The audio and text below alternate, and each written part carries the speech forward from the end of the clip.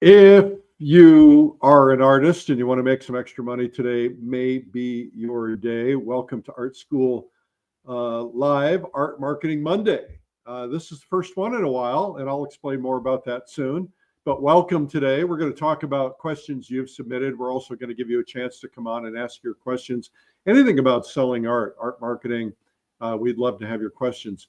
We're going to talk about things like having a cohesive style or look, social media engagement. We're going to talk about Facebook ads, pricing, niches, Patreon, collecting email addresses, artist statements, reaching high-end collectors, and a whole lot more. I am back after, get this, a month and a half away.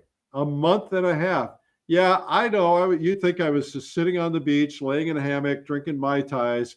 I want to thank my guest host, Mandy ภิs. Or Mandy ภิs. I get that wrong every time, Mandy. I'm so sorry. Kathleen Hudson, Carrie Stober, and Charlie Easton. We couldn't have made it through that month and a half without them. Let's see, what was I doing? I hosted the plein air convention. We had a lot of people. Then I hosted my Publishers Invitational Adirondack Retreat. Then I hosted Digital Painting Live.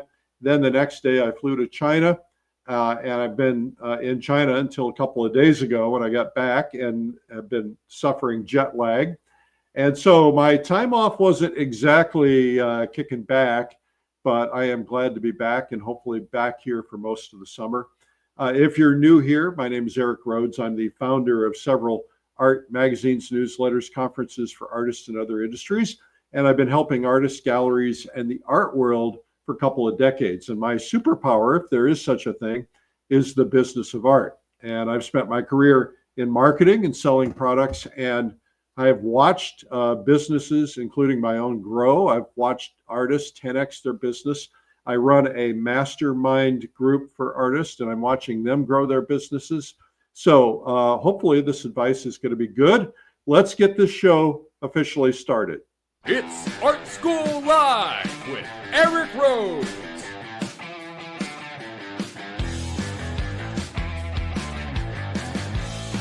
Now, here's your host, Eric Rhodes. Well, I am back from 3.5, almost 4 weeks in China. I wrote about it in my Sunday Coffee blog. If you don't get that, go to coffeewitheric.com and you can check it out. But I'm not going to talk about it a lot today, but it was a phenomenal trip. I will be posting some more video and some more things about the trip on my social media sites, which is at Eric Rhodes, wherever you happen to use social media. Okay, so if you want to send in your questions, you can email them to me, eric@streamlinepublishing.com. And you can also go live. If you want to come live, you can just do this. Just go to artschool.live/stream, and then just do all the stuff it says there, mic, camera, all that stuff. And we'd love to have you here. And we haven't talked to anybody for a while, so it's going to be nice to talk to some people. I've been not able to talk much English to anybody. I had on the trip, I had my kids with me. I had 2 of my 3 kids with me. And we had one other American artist who was on part of the trip with us. And then we had a couple of Australians. We could speak to them. And there were a couple of people from Russia and others who were able to kind of speak a little bit to us. So other than that, it was all Chinese all the time. And of course, I had translators. I had 3 different translators on the trip. And it was really, really remarkable. So if you want to come on camera, we'd love to see you guys. But we're going to get right to your questions because that's what we're here for. Here's one from Sophie in North Carolina. She says, I just started painting seriously, and I'm trying to sell my work for the first time. Where should I begin? Should I do Etsy, Instagram, local art fairs? I don't want to spread myself too thin. I think, Sophie, the first thing you want to do is you want to ask yourself, why do you want to sell your artwork? Because the why matters. Why always matters, because you may think, well, I'm supposed to sell my artwork at this stage. So the why matters. You know, you might want to do it for validation. You might want to do it because you actually want to make some money doing it. Try to figure that out. And once you figure that out, it will help answer the other questions for you, where to sell your work online, or where to sell your work for the first time. I think the best possible thing for you, Sophie, in North Carolina, is to see if you can find a way that you can sell it in person locally.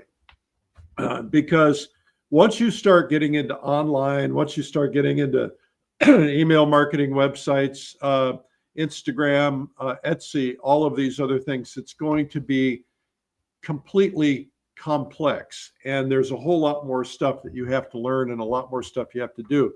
I would start out by trying to get involved in some local things, local art fairs, maybe set up your work, do a show at a local restaurant.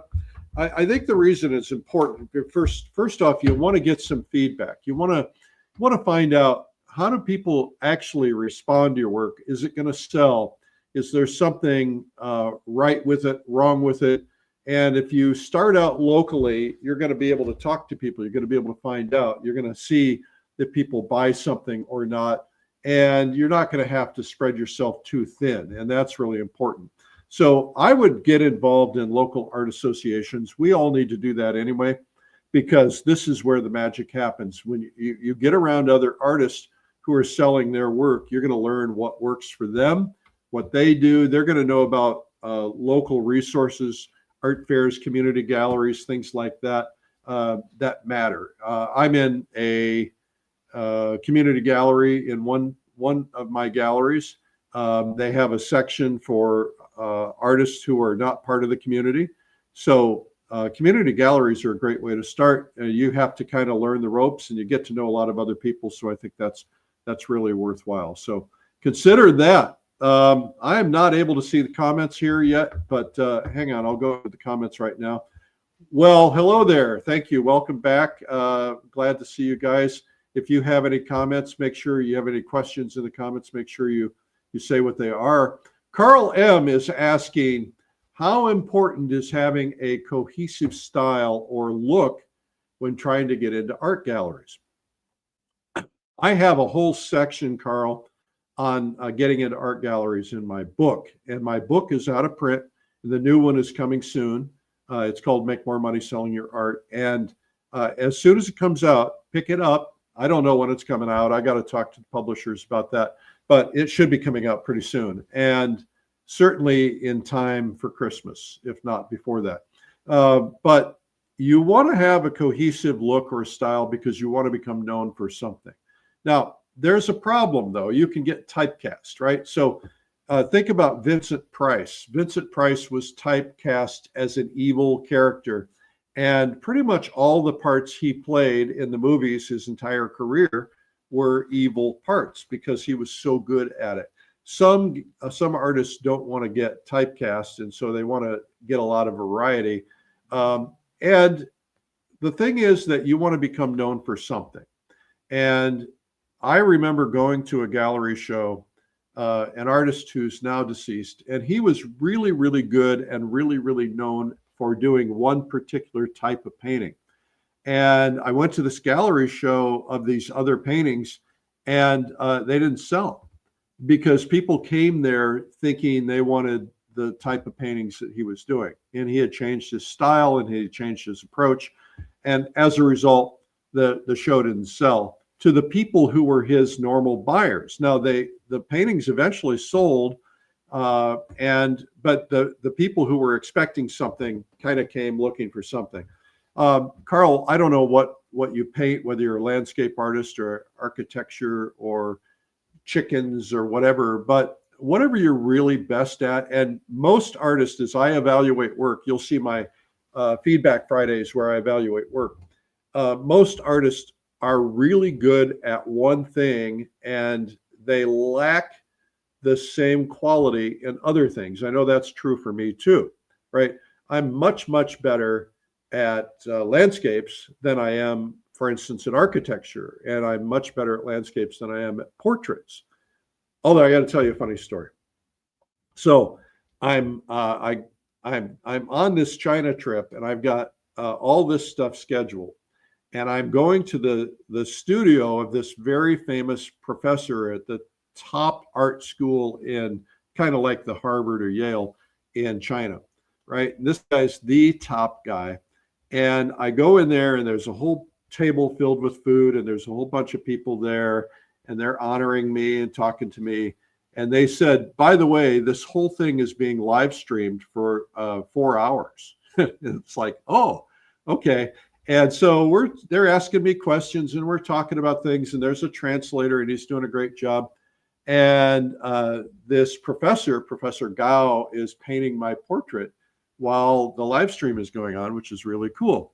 And then he says to me, he gets up and he hands me a pad, and he hands me some watercolors, and he says, "You must do a portrait." And I tried to explain through the translator, first off, I'm not a big portrait painter, but secondly, I've only done one watercolor portrait, maybe two in my life. And here I'm going to be doing a demo on a live stream in front of hundreds of other people in China. But I ended up doing it. So they set a man in front of me, and he's a model, and they set him up. And I thought, well, I got to pull this off. And so I did, but it was a little unnerving for me because I wasn't really expecting that. This is, the lack of communication. But anyway, so what you want to do is get known for something. And I think, whatever that is, the gallery wants you because you're really good at something. And that's what I would do. So, once you become an artist who's at the level of Scott Christensen or 𝗬𝗴𝗴𝗀𝗃 or something, if you want to experiment and try some other things, people are going to tolerate that because you're already world famous and you're going to try new things. But, even those artists pretty much stick to their knitting. They do what they're really known for. You don't think of those artists when you think of portraits, for instance. You think of them as landscape artists. But, they're always experimenting, I'm sure, and trying new things and trying to push themselves up to new limits. So I would highly consider something like that. If you guys have any questions you want to come on live, we would love to have you live. Just go to artschool.live/stream, and there's some stuff you have to do. All right, and then we'll see if there's anything in the comments in terms of questions in the comments. Thank you for all the welcoming back. I'm sure you're probably used to all my guest hosts by now, and maybe you don't need me anymore, so that's okay. Here's one from Suzanne Gibson. Many universities, community colleges have summer open galleries, summer shows. I just entered and have a piece locally. No, I didn't win a prize, but I have my work on a wall locally. Congratulations for that. I think that's really a good idea. Anything you can get involved with is going to help you. It's going to help you grow. It's going to help you learn. Hope some of you guys will come on live today and have the courage to do that. Next up, we have from Emily Rose, R-O-S, or Ross. Emily says, I'm posting regularly on Instagram, but my engagement is low. What actually works right now for painters to get noticed organically? Well, I've been gone for a few weeks, and things change very rapidly, and I haven't really kept up on my Instagram study in the last 3-4 weeks. So things may have changed there. But when I last left, the big thing on Instagram is reels. They want reels. Reels are about 90 seconds, and they want reels. And the way Instagram works, and we all have a misunderstanding about Instagram and Facebook. We believe that because we have 500 followers, that when we post something, all 500 of those followers see what we post.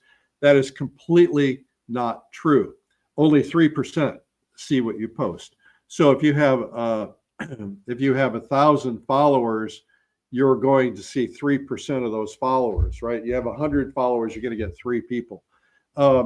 So you want to post regularly, but if you want engagement, you want to do things that are creative, that are interesting, and I would look for ways to ask questions.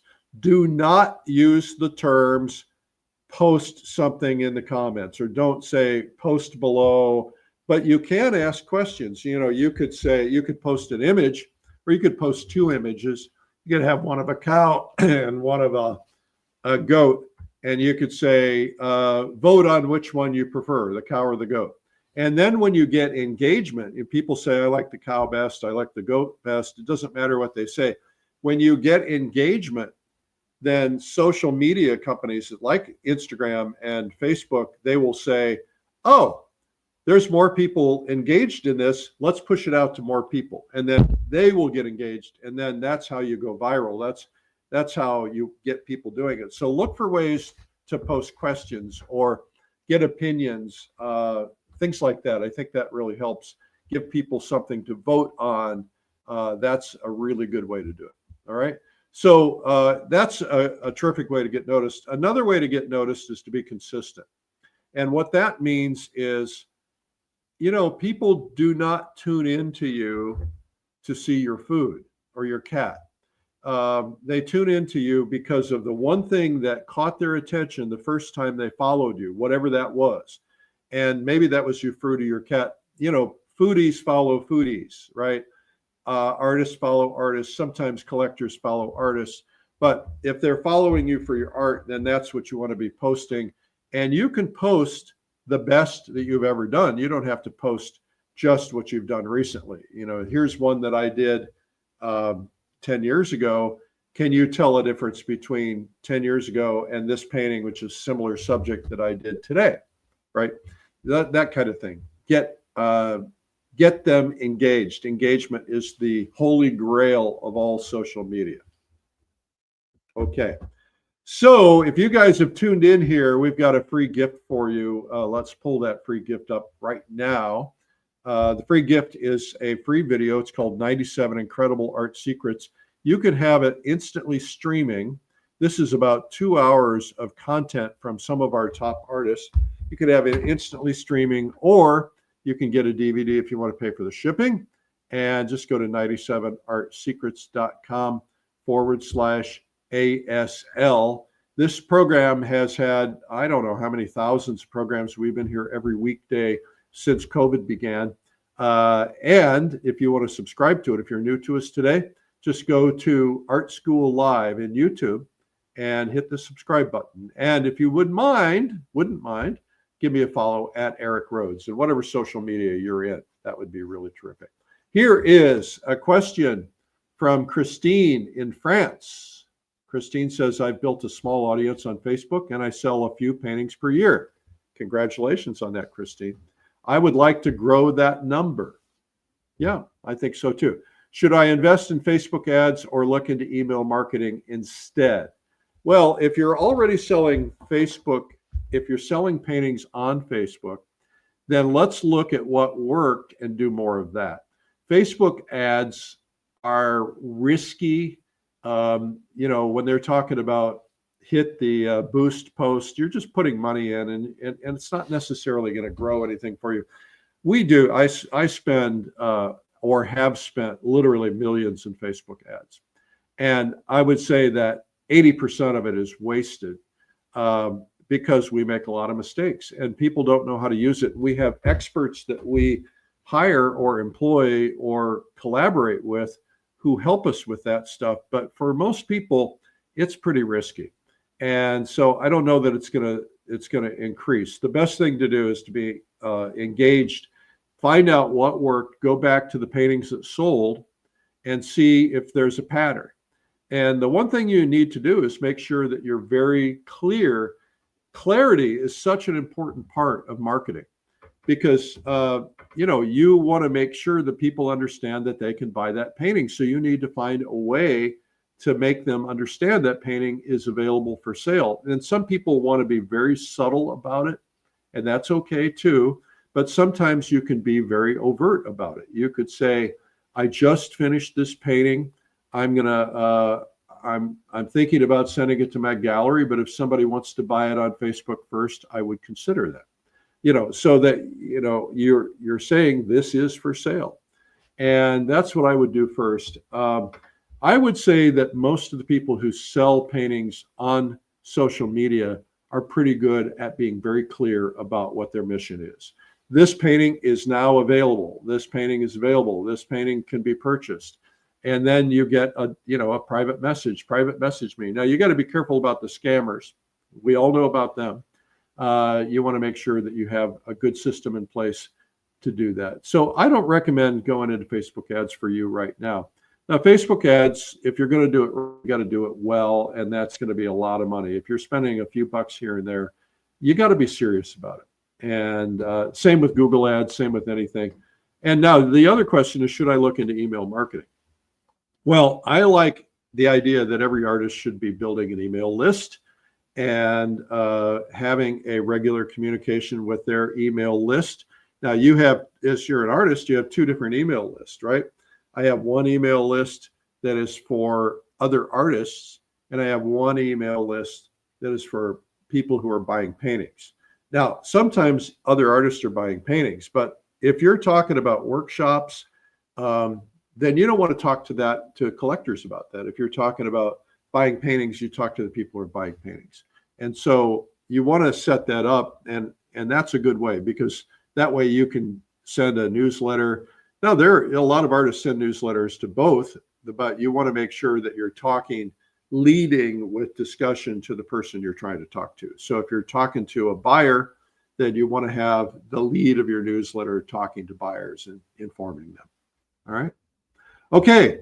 Let's see if you have any comments and you want to come in here and ask questions, please do. And if you want to come on live, just go to artschool.live/stream. I don't bite, and it would be great to have you. It's nice to be back. Do I get a sense of sales in China? Are they having plein air events? Oh, let me tell you, that's from Barbara Tapp. China and plein air is massive. I took a video guy with me, a videographer, and you're going to learn about plein air in China. Plein air is massive in China. And they don't have the plein air events like we have where the collectors come in. But they have these massive plein air events where artists come in. Sometimes, you'll get a couple thousand artists, which is pretty cool. I experienced 3 of those events, and they're big on pomp and circumstances, ceremonies and awards, and it was really very, very nice. Part of the reason plein air is so big in China, Barbara, is because it's required in school. They adopted the Russian method of training in art during the Cultural Revolution. And the schools actually require all students to do their summers plein air painting, so many hours every summer, or so many hours throughout the year. And they have these things called plein air bases. And there's about 30 of them in China that I can tell. And these are actually hotels that are devoted to people who are coming to do plein air painting. And they'll get 1,000 people at these hotels who come in to paint in a scenic area for a week. And most of the rooms are like dorm style rooms, like youth hostels, because this is primarily geared to students. But there's a couple hundred rooms that are geared towards people like you and me. And so I'm kind of thinking I'll put together a trip or something. We'll go experience that together. But it's there's a lot of plein air painting there. Are they selling? First off, watercolor sells very, very well in China. I can't say that it's the #1 medium. I was around mostly watercolor artists. A lot of them are doing very well, very successful. I would say that the prices are probably not as high as the prices in America, but there's a lot of paintings being sold.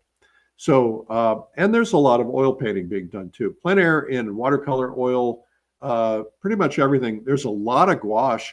If you look back at my social media, look at my Instagram, I went to this plein air base and I did a video there were about 200 students in the room, and they were painting in gouache.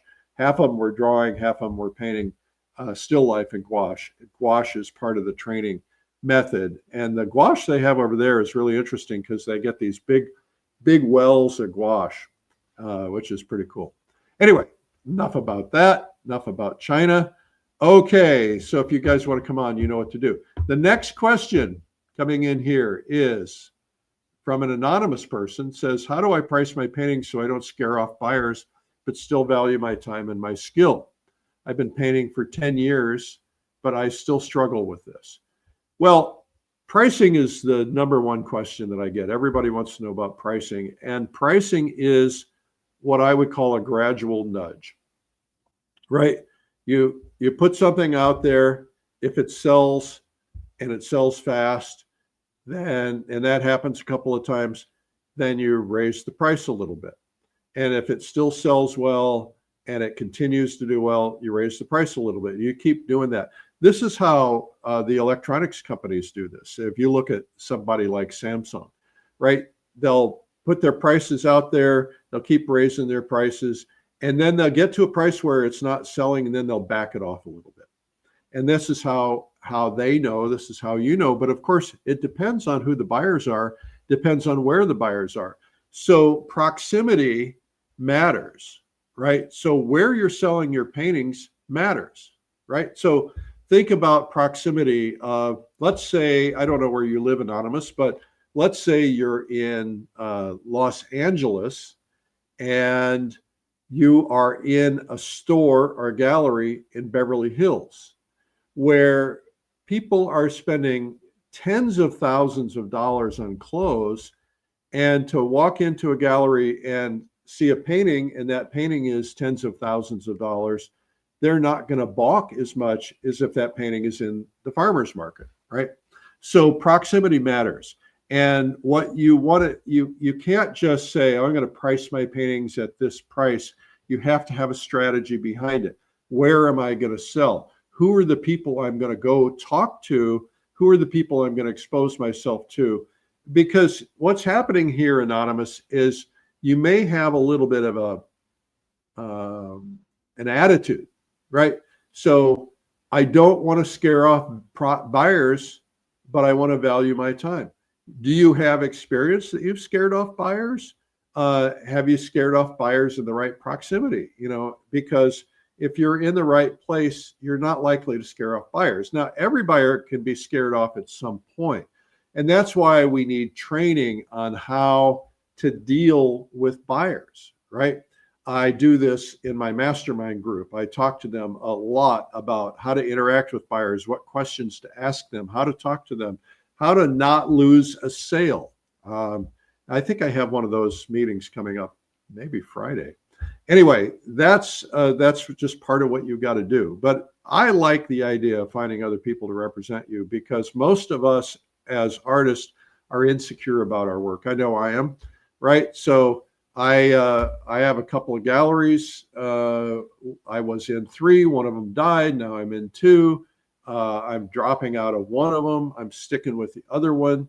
And, you know, I'm a little, you know, I want to make sure my pricing is right for that particular marketplace. But I also can't have 2 different prices in 2 different marketplaces. So it just takes a little time and trying to get it right. And so I don't know if I answered your question, but you price your paintings gradually, and you just keep asking. If you struggle with it, it's probably you're sending subtle anonymous signals that probably are making buyers uncomfortable. All right. Okay, I want to make sure you guys subscribe to this program. If you go to YouTube and you look up Art School Live, you just look up Art School Live and hit subscribe. We would love that. We grew about 1 million views in a very short period of time. Not as many subscribers. We need those subscribers. And so we would love it if you would help us out with that. And of course, it's helping you, because we're here every day with either tips or critiques or people teaching painting. And we would love for you to join us. Okay, here's another question from Anonymous, who says, I love realist painting of all kinds, but I'm also a practicing Catholic. And I have 2 main interests in my life: painting and theology and apologetics. I guess that's 3 or 2 because it's the same thing. If I hit the lottery tomorrow, that's a great question to ask yourself. What if I hit the lottery tomorrow, what would I spend the rest of my life doing? This person says, if I hit the lottery tomorrow, I would spend the rest of my life making large-scale paintings for churches. I have friends who do it for a living. They make good money, but they're certainly not getting rich. I was considering starting a YouTube, TikTok, or Instagram channel, that combined these. I would engage in Catholic apologetics and in a creative way to hopefully grow as someone known as being a creative artistic apologist. I would combine creative skills with theological explanations and hopefully springboard that into advertising myself as a Catholic creative to do larger commissions of sacred art for churches and selling religious art and prints to Catholics. But if I did that, this is a long question, but if I did that, I would be niching down so much that I would also alienate all the other audiences and galleries, I'm sure. So what do I think? Is it smart to niche down to a smaller group who are passionate about the subject, but at risk of alienating other people, or stay broad enough that you can have more appeal? Or I could just do regular secular art and just slightly hint towards my faith, like some other artists. That is not really niching down so much. I'm not really sure about being able to do regular secular galleries while also aiming to do large scale church commissions. All right, I'm not even going to go into the last of it because there's so much. Okay, so all right, so you've got a vision, and your vision is that your real goal here is that you want to paint religious paintings and sell them to churches. You said you would do that if you want a lot of. Excuse me, I knocked my microphone over. Sorry about that. I knocked my mic on the floor. Hopefully it's still working. Okay. Sorry about that. So I would focus on, all right, the question really is not should you do a YouTube channel where you're talking about theology. Look, if you're doing a YouTube channel talking about theology, which you're passionate about, that's great. Do it. Do whatever you're passionate about. Do it. That's fine. But that's not going to lead you to selling paintings. Because what if the people who engage with you on that channel have nothing to do with buying art for churches? Or maybe they go to churches, but they have nothing to do with influencing the purchase of art for a church. What you want to do is find out who is successful doing it and figure out how they do it and learn to do what they do, or figure out a way to do it better than what they do. If I were marketing to churches, to let's say Catholic churches, that first off, why do you want to just market to Catholic churches? Because theology is very similar. It's not exactly the same, but there are a lot of people in churches that believe a lot of the same things you do. Now, the question is, do you want to be in modern churches or traditional churches? You're probably going to be able to find all that out. You can buy a list of every church in America. You can buy a list of every Catholic church of America, and you can probably buy a list or create a list of every Catholic church being built in America. So here's the deal. If you're going to a church that already has a ton of art on their walls, they don't need your art. They might need restoration. They might on occasion say, well, we're going to do something new. But if you're going to a church that is building a brand new building, they're building a new wing, maybe they have a new worship center, maybe they have something else going on, then you want to catch them early. So chances are, if they've worked with an architect and they already have a plan in place of their new church, they probably are already thinking about what artwork are we going to put here? What are we going to put at the altar? What are we going to put on the sides? And they may have that in mind. Peter Adams at the California Art Club did this wonderful series of paintings, the Stations of the Cross, in this new church in Los Angeles. I've been to the church. I've visited them. They're absolutely beautiful. And that was all done at the planning stage. You know, he probably got 2 or 3 years notice that the church was being built. They wanted these paintings in there, and they commissioned him to do them. I would talk to him and find out how he did that. But when people are you've got to be top of mind with anybody who is your target audience. And you've got to be top of mind before they have the need. Because here's what happens. If I decided I was going to build a church, which I'm not going to be doing, but I am going to build a museum. Another story for another day. But so I'm going to build church. I'm already thinking about what that church is like. I'm envisioning it, and I'm drawing it out, and then I'm going to hire an architect. And I probably already think, all right, I know the religious painter I'm going to call to get that artwork done. Might be Eric R. Music. It might be Adam Miller. It might be Peter Adams. All right. So I've got some names in my head already. You want to figure out how to implant your name in people's head in advance of that. And that's why you've got to get, what I would do is try to figure out how to get, I would do a newsletter called, I call it something about Catholic art or religious art.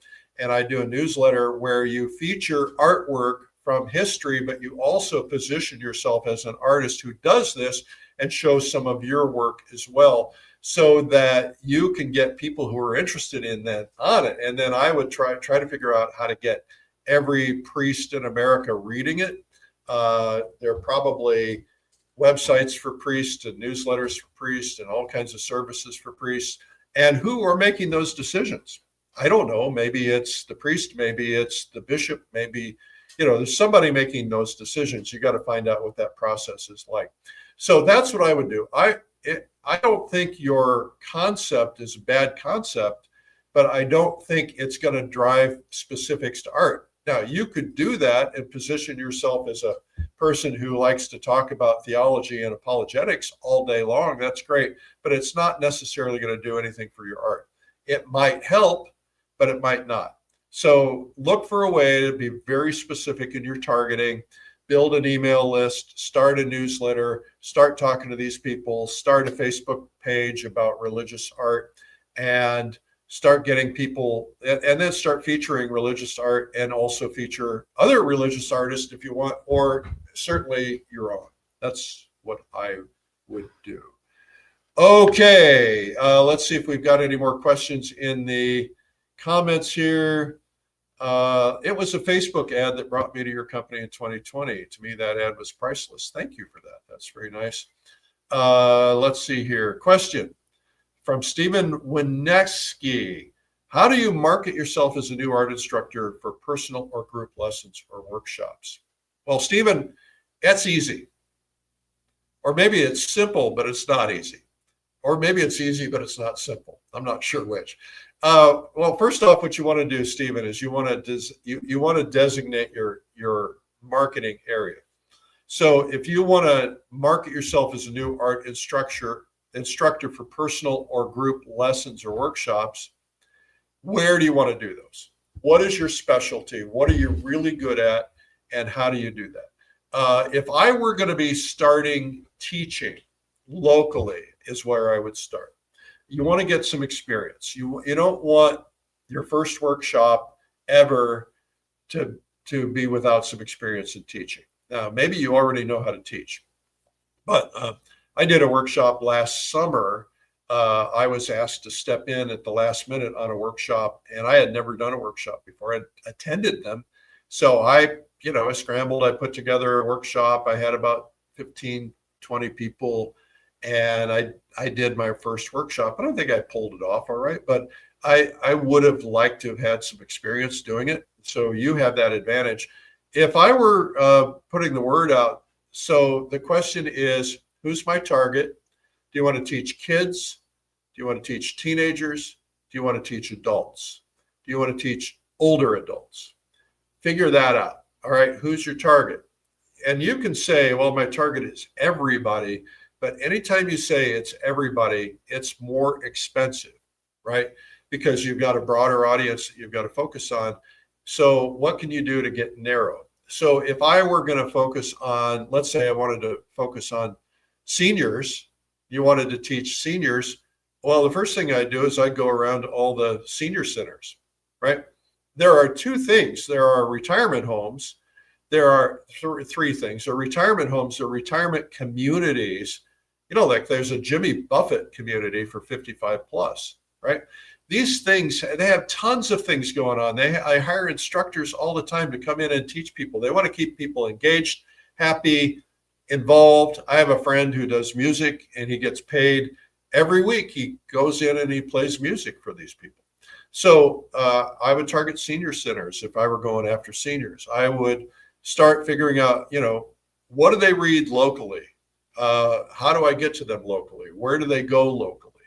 If you want to reach rich people and maybe housewives who have, I don't mean to be sexist, housewives who have a need to stay busy, and you want wealthy ones, then go teach at the country club. Go offer your services at the country club.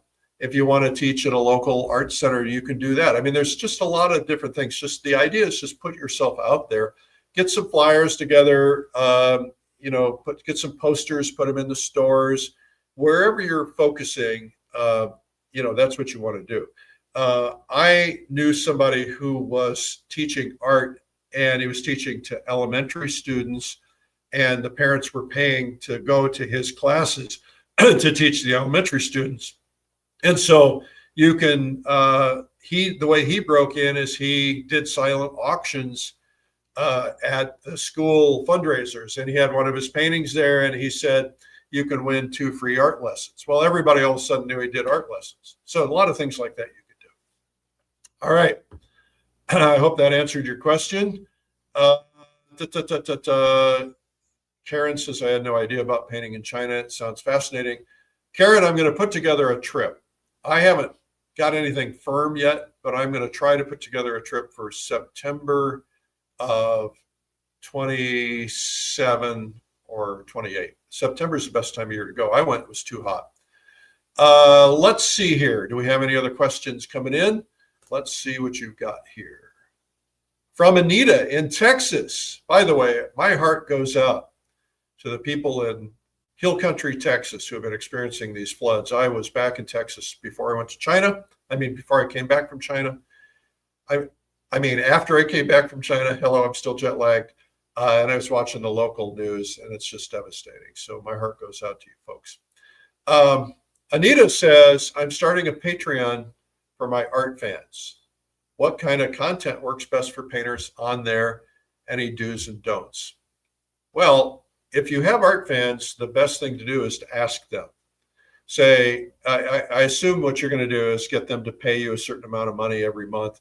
I have friends who do this in Patreon in art, and also friends who do this in others, and they come up with categories. Like they have silver members, gold members, platinum members, diamond members, and they're all different prices. And you get different stuff with each of those, so the lowest you might get 1 article a month for $2 a month or $5 a month, or you might get 1 article plus 1 video. And then the next level, you get that plus you get 2 other things for $10 a month. And then you can just add more and more and more things to it. So finding out what content works. First off, video content works pretty well. How-to video content works pretty well, but you want to be something that's unique. I look for, when we produce these art instruction courses, and we have literally hundreds of them, 700-800 of them, we try to make them unique and special and super high quality and multi-camera and super good close-ups and all that stuff. So you want to make it good, people paying for it. It's different than here on YouTube where it's free, right? And here our guests are, they're in their homes with their phone cameras. It's different. So, make it good. Ask them what they want. That's the best thing, is ask people what they want. Any do's and don'ts, start small and be honest. Don't be too hypey. That's my do's and don'ts. Okay, do we have any other questions in the comments? Let's see here. Hello, Colorado. Let's see. Hello, Netherlands. Somehow my coffee chat has disappeared. I'm not sure what that's all about, Dixie, but you can go to coffeewitheric.com and find my Sunday coffees. Let's see here if there's any other questions. Okay, I painted Gerda says, I painted icons for churches here in the Netherlands. They most of the time only pay for the materials. Okay. Well, we need to change that, unless you're wanting to donate that. Let's see here. Oh, by the way, I've got an event coming up I should tell you about. The second annual Art Business Mastery Day is coming up on November 15th. You can sign up at any time. It's inexpensive. I think it's like $47 or $97 or something like that. I'll have some guest artists on teaching, and it's a full day. We have some surprise coming related to this, but this is designed to help you plan your next year, 2026. I know it's a little crazy to be thinking about that now, but by November, you're going to want to do it. So you want to get signed up now. Just go to artbizmastery.com to sign up. Okay, I think I have another one here before we end it. Thomas B says, I have had some success selling through galleries, and now I'm looking to build my collector base directly. What's the best way to start collecting emails without being annoying? Okay, so Stephen, I got a bone to pick. Thomas got a bone to pick. I want to be careful about this. I'm big on high ethics, and I know you are too, but I want you to think about this. If you've had galleries and success through galleries, and they have built a collector base for you, and then you leave them and you sell direct, they've invested a lot of years in you and they've made a lot of money on you, but all of a sudden now you leave them and you sell direct, and what about them? And I sometimes, if they're not selling, you got to do what you got to do. But if they are selling and you're saying, well, I don't need them anymore, I'm big enough now that I can sell direct. And a lot of artists do this, and a lot of artists are successful at it. And I'm not saying it's wrong. I'm just saying I want you to consider the galleries, because they start out, when you're not selling, and they promote your work and they do work for you and they help you. You might want to consider a strategy that somehow includes them, or a strategy where maybe you're selling direct is of a certain level. So like, I've got a friend who sells direct on the daily painting market. So anything under a couple $100 and small paintings, he sells them direct, but he still works with galleries and they sell his big, more expensive paintings. I just want to make sure that we're taking care of the gallery people. We need them. I know artists are gripey about that. Well, what are they doing to earn their 50% or their 40% or their 60%, whatever? What are they doing to earn it? Well, hopefully they're promoting you, they're putting you out there, they're bringing customers in, they're paying for lighting, they're paying for employees, they're paying for a lot of things. And they are putting money out there to help sell your artwork. And sometimes they succeed, sometimes they don't. But they're hopefully working it. If they're not working it, that's another story. If they're not paying attention to you, then move on. But if they're working it, and you need to collaborate with them, do what you can. But going back to your question, what's the best way to start collecting emails without being annoying? Why do you not want to be annoying? Best way to start collecting emails, the first thing is to tag all of your ads with a free gift. It could be a free ebook, it could be a free calendar, it could be a free physical item, it could be something digital. On your ads, go to my website for my free gift and say what it is. And then they ask them to put their email in to get the free gift, and then you send it to them. That's the best way to collect emails. The next best way to do that is when you're at live events and you're in person with people, have a special card you hand to people and say, hey, I would love it if you would join my email list. And I send out a newsletter once a month or twice a month, and I talk about my latest paintings, things like that. Those are the best ways to do it without being annoying. Now, you can run ads. I would run ads in things like Fine Art Connoisseur, Plein Air Magazine, where the art collectors are. And that way you're getting art collectors. If you're selling workshops, you want to be where the artists are, then you want to advertise where the artists are. There are a lot of artists in Plein Air Magazine, for instance. You could do websites. You could do Facebook ads. Be careful about that, because you're going to pay one way or the other, you're going to pay a number for each email. It turns out the amount of money that we spend, ultimately, we pay about $20 to get a person's email address. That's because we're offering something good for free. We're spending the money on the ads to get them in, the technology, all the people involved in it, et cetera. And so it does cost money. And so the best way for you is obviously to tag something you're already doing and, forward this to your friends, get them to join and so on. I don't know about the don't be annoying part. I mean, I don't know how you define annoying, but whatever you define it as, just don't do that. Okay. We have a couple other minutes. I'm going to tell you about a couple of things. We're going to bring those up right now, and then I'll do one more question. The first thing I want to tell you about is Fall Color Week. Fall Color Week is one of my 3 annual retreats. I did it because I want to be able to paint for a week with friends and just paint beautiful areas.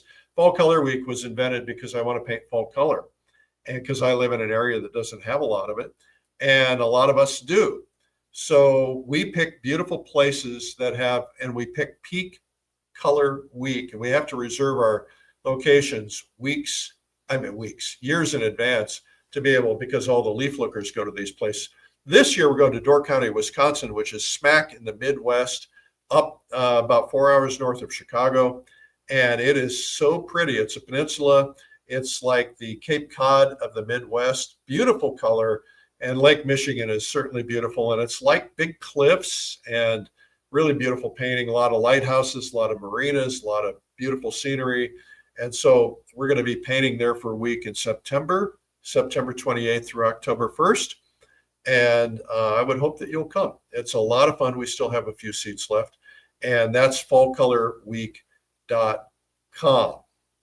And if you could drive there, that's what I would do. And that's a nice, that's not far from a lot of you.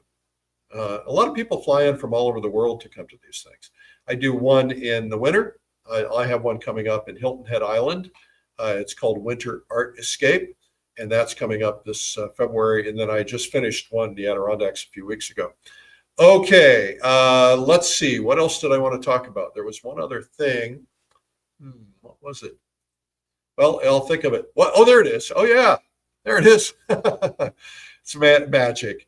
Gouache Live. A lot of people want to learn to paint gouache because gouache is hot. I took gouache with me to China. I actually got into a museum. I couldn't believe it. Did one of the best paintings of my life. And I did it in this little Chinese village.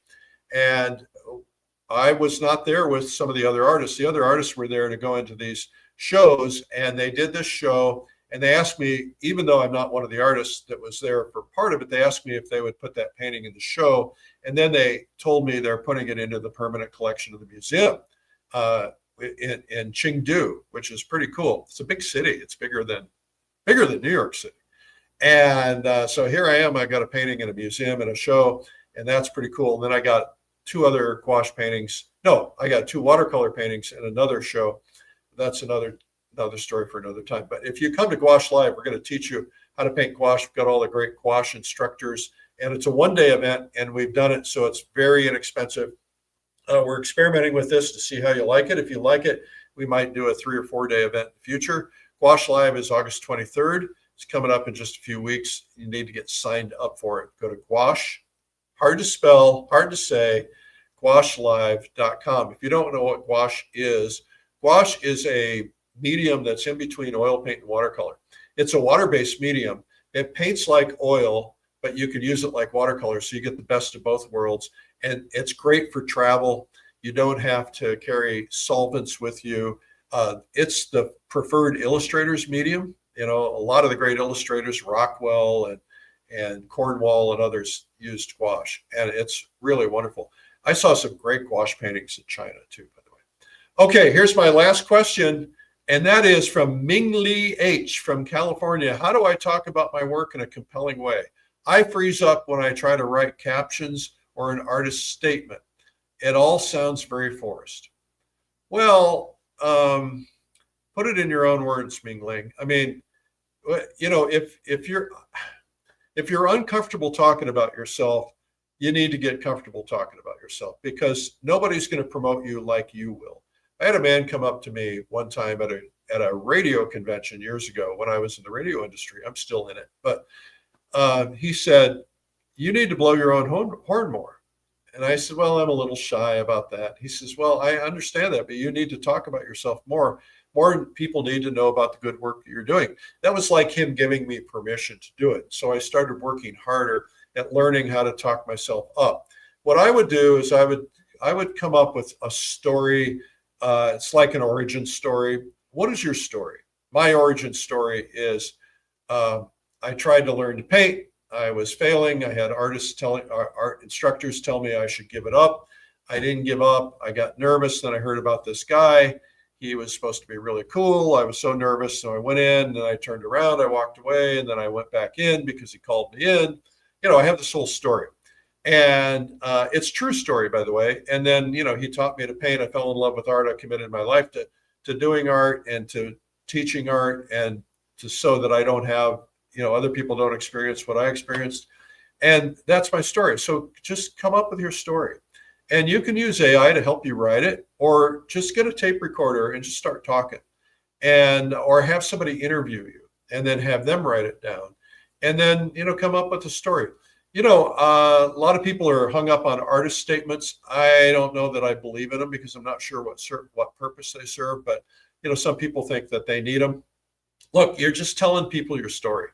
And Mei-Ling, it's just like, hey, I was 12 and I went to an art show at my high school, and my brother's class or something, I saw this painting. It made me want to paint. And so I immediately picked up some paints and I started painting, and I've been doing it ever since. And my specialty is this, and this is what I love to do. And just tell in your own words. I mean, and you just got to get comfortable. Nobody is going to judge you for talking about yourself. Everybody who has to make a living has to learn how to talk about themselves in some way. And that's something that we all need to overcome. If you have problems with that, go see a therapist. Seriously, because they will help you get comfortable with that. I know that a lot of people are shy. I have family members that are shy. And sometimes we just need somebody to give us permission and teach us how to do it. But just tell a story.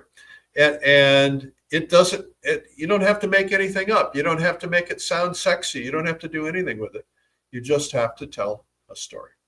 Okay, well, I'm glad to be back from China. It is such a pleasure to be here. I feel like I'm just rambling. We will be back tomorrow with Art School Live. Thank you for tuning in, and make sure to watch 5 different episodes, because there's so much.